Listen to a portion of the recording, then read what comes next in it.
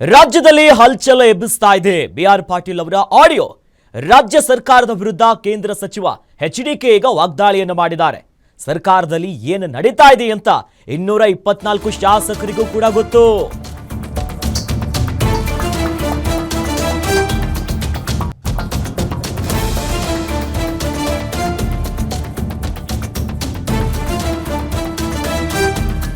ರಾಜ್ಯ ಸರ್ಕಾರದ ವಿರುದ್ಧ ಎಚ್.ಡಿ. ಕುಮಾರಸ್ವಾಮಿ ಅವರು ವಾಗ್ದಾಳಿ ಮಾಡಿದ್ದಾರೆ.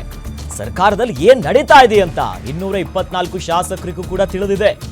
ಶಾಸಕರ ಹಣೆ ಬರವು ಏನು, ಅನುದಾನವೇ ಸಿಗ್ತಾ ಇಲ್ಲ, ಕ್ಷೇತ್ರಕ್ಕೆ ಯೋಜನೆ ತಗೊಂಡು ಹೋಗಬೇಕು, ಪೇಮೆಂಟ್ ಮಾಡಬೇಕು, ಯಾರ್ಯಾರನೋ ಕರ್ಕೊಂಡು ಬಂದು ಪಕ್ಕದಲ್ಲಿ ಕೂರಿಸ್ತಾರೆ, ಇವರಿಗೆ ಮಾನ ಮರ್ಯಾದೆ ಇದೆಯಾ ಅನ್ನೋದಾಗಿ ಎಚ್.ಡಿ. ಕುಮಾರಸ್ವಾಮಿ ಅವರು ಕೆಂಡ ಕಾರಿದ್ದಾರೆ.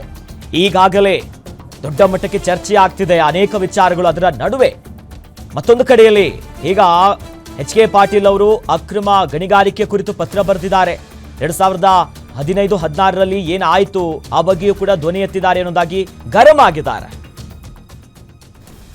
ಸರ್ಕಾರ ಅದು ಬಿಟ್ಟು ಇನ್ನೇನು ಹೇಳಕ್ಕೆ ಸಾಧ್ಯ ಬ್ರದರ್? ಈ ಸರ್ಕಾರದಲ್ಲಿ ಎಲ್ಲರಿಗೂ ಗೊತ್ತಿದೆ, 224 ಜನ ಶಾಸಕರಿಗೂ ಗೊತ್ತು ಏನು ನಡೀತಿದೆ ಅಂತ ಹೇಳಿ. ಶಾಸಕರುಗಳ ಹಣೆ ಬರವು ಅವ್ರ ಕ್ಷೇತ್ರಕ್ಕೇನಾದರೂ ಯಾವುದಾದ್ರು ಸರ್ಕಾರದ ಕಾರ್ಯಕ್ರಮಕ್ಕೆ ಹಣ ತಗೊಂಡೋಗ್ಬೇಕು ಅಂದರೆ ಈ ಎಲ್ಲ ಇಲಾಖೆಗಳಲ್ಲೂ ಹೆಚ್ಚು ಕಡಿಮೆ ಪೇಮೆಂಟ್ ಆಗಲೇಬೇಕು. ಇದು ನಡೀತಾ ಇರೋದು. ಮಾನ ಮರ್ಯಾದೆ ಇದ್ದರೆ ಈ ಮುಖ್ಯಮಂತ್ರಿಗೆ ಪಕ್ಕದಲ್ಲಿ ಕೂರಿಸ್ಕೊತಾರೆ. ಸರ್ಕಾರ ಅದು ಬಿಟ್ಟು